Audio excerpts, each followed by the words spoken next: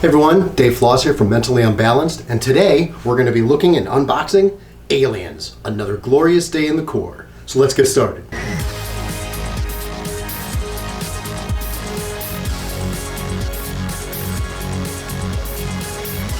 Well, welcome back. I'm Dave Floss from Mentally Unbalanced, and today, as I said, we're going to be looking at a brand new board game from Gale Force 9. Called Aliens, Another Glorious Day in the Corps. Now what I've got shown here are actually some of the expansions. What's really neat about Another Glorious Day in the Corps is that you can get the core game, it's an excellent game, and you can right away get some of the expansions for the game. So as opposed to waiting for them to come out and be released later, there's a whole slew of additional things you can get right away to enhance your board game experience with this game. So let's talk about the core game itself. The game Aliens is really an interesting, I'm going to call it a remake, because there was a game late 80s, early 90s called Aliens, This Time It's War. And it was a folded map with little paper cardboard stands for different characters, and it really ran you just through a few different missions, right? Or kind of ran you through the alien hive, and escaping through the ducts, and finally a battle with the Queen. And ultimately, this game is really recreating that sense of living and playing through the Aliens movie. So first thing, if you haven't seen the Aliens movie, shame on you, you should. This game really recreates a number of the events and sequences throughout that game. Now, of course, it's not just creating it exactly. You get to change things. You may win, you may lose, you may decide to do additional missions and other things with different characters. So there is some variety and flexibility in that respect, but you're really playing through a number of pre-generated missions that follow the core storyline from the movie. But what we're going to do right now is actually start unboxing the game. So the first thing, Aliens is a cooperative. The base game, at minimum, is a cooperative game. It's you and a number of players. 6 players total, basically versus the mechanics of the aliens and the rest of the game, the hazards of the game. What's interesting about, I think interesting about the game is that if you don't play necessarily with 6 players, let's say you play with 4, you still have a 6-person fire team. So you have your main characters, which each player is playing, and then you'll have, depending on the number, these grunts, which are still technically there, maybe don't have quite the same abilities, but still get to take turns. And that's how it balances out, that you don't have to change the alien mechanics or rule set based necessarily on the number of players, which is kind of nice, because you're really just always playing with a core fire team of 6 players. So as you would expect, it comes with a nice rule book. The comments I've heard about the rule book are it tells you just enough to get started, but leaves a couple things either unanswered or open to interpretation. So the first piece of feedback I would give you is go to the Gale Force 9 website and look for the FAQ. There's a great number of FAQ articles, as well as the Aliens, this time it's I got confused. Aliens, Another Glorious Day in the Corps Facebook page, where a number of players and enthusiasts also share their feedback and a number of things. So you got your rule book, right? As we go in further, we have a number of mission cards. And if I can kind of show you one right here, I'll try to zoom in on that. But what you have on one side of a mission card really is the name of the mission, the goals, basically the setup. It tells you exactly what you're going to do from a setup and completion. On the back side, it actually has the map, the outline of the tiles and tokens and other pieces that will be going on this particular. So this first mission, which is to find Newt, tells you exactly which boards to lay out and assets to place on the board. It doesn't take up a massive amount of room. If you have a standard, pretty regular sized table, something that's good for 4 to 6 players, this should be fine. It's not like some of the games where the map really just goes crazy and all over the place. It stays semi-square in the center of the table. And then we have a number, making up that tableau is a number of these panels. They are double-sided. And again, you're going to use the tiles based on the map for the mission that you've selected. So we got a number of those, and we're going to just set those aside for a minute. So let's start getting into the box itself. Now, I've already unpacked my expansion, so some of those parts have already kind of been mixed in here, but I will talk about the core things that are included with the main game. The first is you have your character cards. I have Hicks here. And you will have 6 characters in the core game, and the 7th technically being Newt. You also have Newt that you can discover. And as I kind of mentioned earlier, they each have 2 sides. They have their standard side when you're running them as a player, and then they have another side when they are a grunt or a specific player is not using them. And again, the big difference is they have certain stats, their speed, which is your movement, how many spaces you move, their defense, which is based on their success or failure when rolling a die to defend, their melee, which comes into place when you defend, whether or not you roll lower than that number, your melee may actually manage you to kill an alien that you were defending against, and then a tech and an aim. And tech is for tech rolls, and your aim is for your aim rolls. And all these numbers either have to do with how many spaces you move or a target high-low number when you're rolling particular dice, and we'll get into that in a little bit. You also have certain abilities on each card. Most of the abilities, when you are playing them as a grunt, do not apply. That's the kind of the fundamental difference, and some of the stats and numbers may change as well. Most likely not as high. So you have your character cards. You have a number of other cards. I'm not going to go through every single detail of the game. There's a lot to unpack, a lot of rules. So this is not a step-by-step walkthrough of playing the game. It's really just giving you an idea what's in the box and give you a little bit of the flavor. So as we unbox a little bit, you have a number of tokens in the bag, in this little bag here. Let me just take a couple of these out. So we have a number of tokens, a facehugger token. We have a Wayland Yutani box token. This is a sentry gun. If I can't get a real good picture of that, just leaning into the camera. Just realize that basically there's a number of different either assets, tokens, etc., and you'll get a number of little square cardboard tokens for laying those out as you play the game. As I dig a little bit deeper, you have your item cards. Now the item cards are interesting because they really serve multiple purposes. So I'm going to talk about that in just a minute, but you have a number of different cards from, here's a weapon or an equipment card with a pulse rifle. You have an event card, which might trigger an event or an action. And you have another one called hazard. And hazards are basically, you don't want to pick a hazard. As you're going through the deck, hazards are usually very negative things that are going to impact either your character or the game settings as well, making it more challenging for you to complete your particular mission. So we'll talk a little bit more about that in just a moment, but think of those as not only the equipment that you're applying to your characters, but they make up your hand, they make up an action deck, cards are getting drawn and used frequently, and there's also a mechanism how you pay for things using these cards. This deck is really very multifunctional and versatile in the game, and ultimately, think of it as your almost like your currency, your ability to do things. And if it runs out, if it completely gets depleted, we'll talk about what that means. It's not just going through the deck once, but if there's ever time, there are no cards to draw and there's no cards that you can discard, the game is ended. You just don't have the ability to finish. It's one of the lose scenarios. So these cards play a lot of importance when you're playing the game. Go a little further, we got these really cool motion tracker blip cards.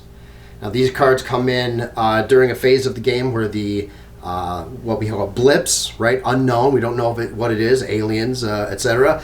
And then also alien cards. It's really, there's basically 3 phases of the game. There's the marine phase, there's the alien phase, and I'll talk a little bit about what those phases are. And then lastly, you kind of have the roundup, cleanup, and reset phase. And these come in during the blip portion of the alien phase. So we'll talk about those in just a minute. And then a few other just interesting assets here. You have some turn dials, for example, that each character gets. This turn dial is currently on a 5, and what happens is that you have this aim number I mentioned before, your ability to shoot and target and hit something, and you set your dial to match your aim number at the beginning of your turn.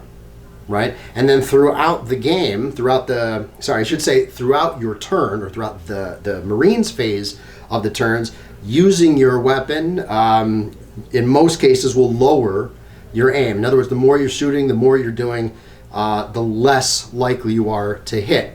And it really just changes so that you can't just, especially if you have a flamethrower, if you have a smart gun, it's not just as simple as I just keep shooting and I'm always hitting everything I want to hit. It gets more challenging through that turn until the following round when you get to reset that turn dial. So an easy way to track that.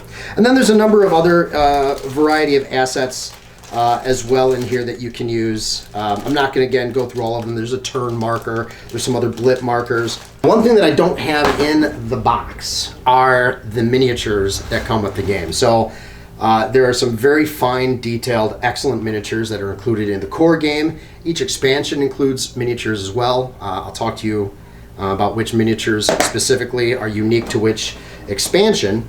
But the first thing is, of course, I think probably the most important character in the game are the xenomorphs. Now, the thing to know about this game is that you do need to assemble the miniatures. The xenomorphs can be a bit touchy. The tails, if you go online, look at the Facebook groups, everyone's going to talk about the challenge of the tails. So you do have to put them together. And it's your option, of course. They come just black, basically black plastic. And then you have the option whether or not you want to paint them or highlight them, etc. And I will tell you, I am not by any means a master miniature painter. I enjoy it, but I'm not too concerned about it being, movie accurate or screen perfection. But there are some great tips from both novice all the way to truly brilliant and expert miniature painters out there on different ways and styles and colors. Lots of information should you feel compelled to paint your miniatures. Besides the alien miniatures, you have, if I keep digging down here, you have your Marines. I'll show you Hicks. Now again, I did a fairly basic paint job on Hicks, little green, little flesh tone, nothing spectacular. But these actually come and they are one solid color there. If you look at the bottom at this green, if you can see that, everything you get is green on the Marine side and everything is black on the alien side. So again, entirely up to you. Assemble them and play with them just as markers. Paint them and have some fun, if you want to. Before or while you're, between sessions of playing, you can paint them, but really entirely up to you. So the core game comes with a number of aliens, just alien warriors, and as I said before, six player characters, including one Ripley, 5 Marines. I think that's it. I think it's 5 Marines, 1 Ripley, and 1 Newt. Had to think there for a minute. Lastly, what would be in the box, but I have here, is the dice. And really, it functions using 2 sets of dice, a standard 10-sided die, and a standard 6-sided die. Nothing phenomenal or special about these. The 1 on the 10-sider has a star, because in this game, the lower you roll, the better. So a 1 would be considered pretty much a critical success, a total success, and of course a 0 meaning, or a 10, actually that's nice, they actually put a 10 on this one, is the highest you can roll and likely to fail. And then a 6-sided dice comes into play when you're doing things like movement, spawning, other activities when it comes to the aliens. Now, as cool as it would be to have hordes and hordes of these little miniatures on the board, realistically it doesn't happen that way. There's just not enough space. So 2 other things used to notate the presence of aliens is when an alien is discovered, there are these little alien tokens, and for each token underneath an alien, it represents a swarm. So this would be 1 alien plus 1 token, 2 aliens in this swarm. So you can have a lot of different tokens on the board, but they might represent 1, 2, 6 aliens in each individual grouping and swarm, and that's where it can get pretty intense because you might only see 2 or 3 miniatures, but if they have 4 or 5 tokens underneath them, they're pretty significant. The blips represent unknowns. These are things that are getting picked up. These are shuffled randomly, placed on the board as notated during the particular phase of the game. And what happens is, if there's no line of sight, all you see is a blip, right? And that blip could have anything from a 1 up to any number, I think they go as high as 5. But regardless, when revealed, if and when revealed, when a Marine or player character sees the blip, they get converted into aliens. So there's not just aliens on the boards, there's a number of these blip tokens, and you have no idea just how big or small that blip represents, right? So you could go from thinking there's not much to 2 blips having 4 aliens each, and now you've got 8 xenomorphs, coming down on top of you. So there's a lot of there's definitely that sense of kind of impending pressure and rush to do things. But where the game balances that out, I think, very well, is that each of the characters definitely have their capabilities. They have their pros and cons. And it's not necessarily about having a 6-person ultimate badasses Marines fire team, right? That might be great in some respects, but if you look at it from needing to do a tech roll, needing to do certain searches, needing to move quickly, whatever the case may be, definitely take the time to think about the mission and the mission parameters, and then the characters that are most well suited to help you achieve that. So as I look at the last bit of assets here, we can shift into 2 other sets of assets. The first one is that I mentioned earlier that you get all these tokens, right? Tokens to represent a computer, tokens to represent an alien egg, right? And it's not pictured here, but there's this excellent box which is just assets that you can find online, and it really is just miniature versions of those tokens that I represented earlier, that I showed you earlier. So things like the computer terminal, which is just a flat square cardboard token, can be represented in 3 dimensions. Here we have a Weyland-Yutani crate. Are these necessary? Absolutely not. Tokens work just fine. Do they add some excitement and intrigue to the game?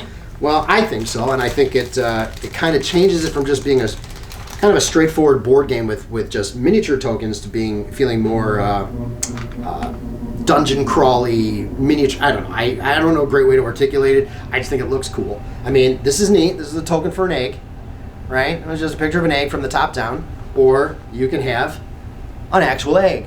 In this case, there's some that are open and some that are closed, and it's just really neat. I'll get some pictures and put them up with the video so you can get a real good flavor for that. So that's the assets pack, and that's, again, some computers. It's got the miniature RSS guns, the robot sentry guns. It's got some face huggers, just a variety of things that instead of using the cardboard tokens, you can use some miniatures, 3-dimensional items on the board, which plays well with your characters.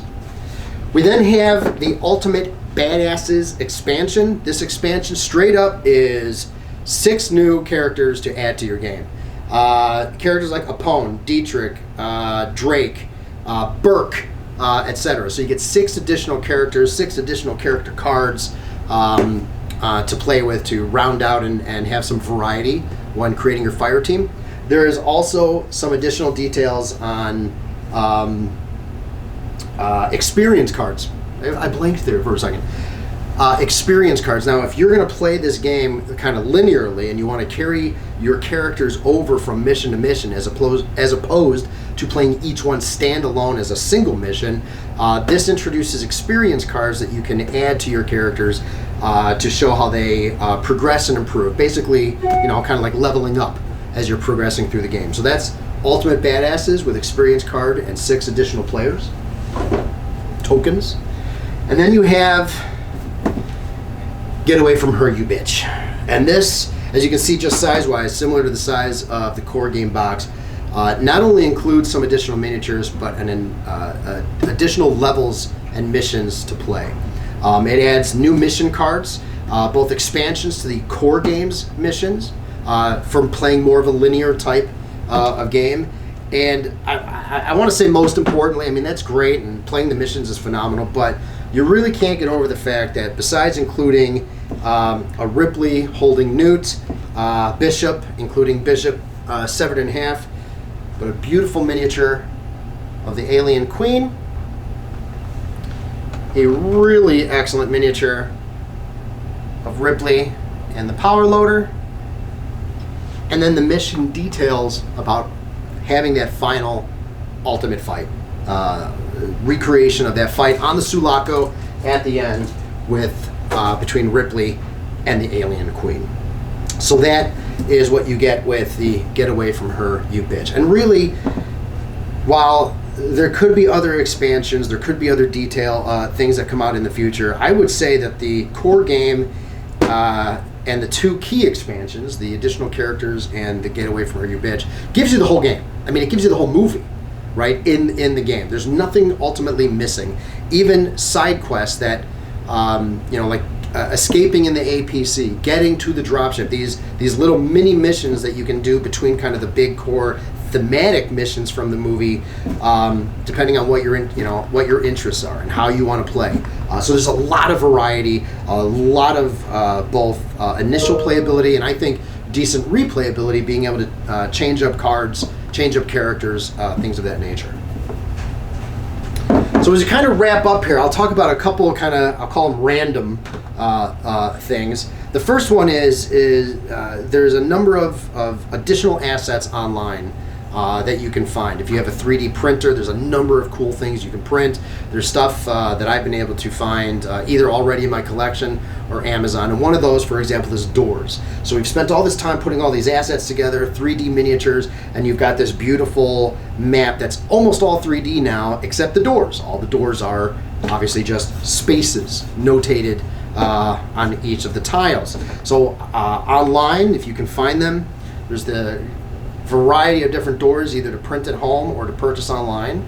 A couple different sizes. I mean, really, this size will function for 99% of what you're doing. We've got a couple larger, kind of like airlock style doors. Again, not included in the game, but just again, if you have them or it's not a large expenditure to really add something to the game.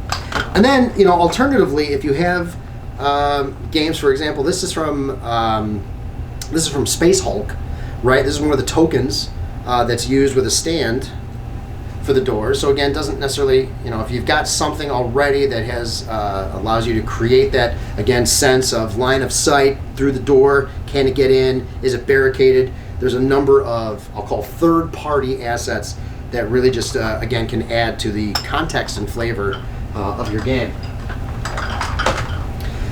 So as I kind of wrap up, like I said, I'm not really going to go into the specific rules, and I'm not going to do a game demo. There's some amazing videos already for game demos. This was more about getting a feel for kind of what's in the box. What are you getting with each of the expansion, and really what does each expansion give you more to the game than what you had before. One of the last things I'll comment about the expansion is for some of the different cards, whether it's the equipment cards, the blip decks, there are additional cards that are included in those that either add or augment the core decks. And again, it really is based on the fact that there are a number of different missions, and different missions may include other cards. And then the last piece is with the Get Away From Her, You Bitch expansion, it did allow for an alien-controlled player, right? Or player-controlled aliens. It adds a different deck of cards that allow we'll call it the xenomorph player, to, instead of it just following very specific game rules of, on this thing you roll a die, that xenomorph moves this many spaces toward the nearest marine, etc., all predefined. It gives that player the option to actually take kind of the queen's role, the hive mind of controlling it. Do you have to do that? No, I guess that's really a question of if that's something that interests you more, doing more player versus player, running the aliens versus straight up cooperative versus the mechanics of the game. And I would recommend that the first time or first couple times that you play it straight up rules without an alien player. What I learned in our first play session is that there were definitely a couple rules we overlooked, which ultimately didn't dramatically change the game, but were impactful. And really understanding how your decks work and how they represent more than just what you have on your character or have in your hand, but they really represent how the passage of time, the ability to do things, really just this measurement aspect of it. If you're not comfortable with it or you haven't played it before, you might find yourself just burning through cards, because that's what most people do. Let me get as much as I can, burn through my cards, and next thing you know, you can't do anything. And there, really that just comes down to how you're managing your hand, and realizing as you're working with others that just because you have maybe the cards are available to you doesn't mean you should chew through them. You really have to think cooperatively amongst the team what makes sense. So ultimately, that is our unboxing of Aliens, Another Glorious Day in the Corps. Ultimately, I hope you enjoyed the video. We're hoping that now with a new year and we moved into a new space, we're really excited and hopeful to get even more of these videos done. So if you have an opportunity on the YouTube video, go ahead and click subscribe, and that way you'll find out about future videos. And you can also check us out on Facebook. We're Mentally Unbalanced COI, Mentally Unbalanced COI, all together on Facebook. And we're very excited to announce that we've just opened up our toy and collectible and board game resale shop. So this is new, used, and trades, and that you can find at Prometheus Falling, all one word, PrometheusFalling.com, as well as Prometheus Falling, the Facebook group. So I'm Dave Floss. Thanks again for joining us, and we hope to talk to you all real soon.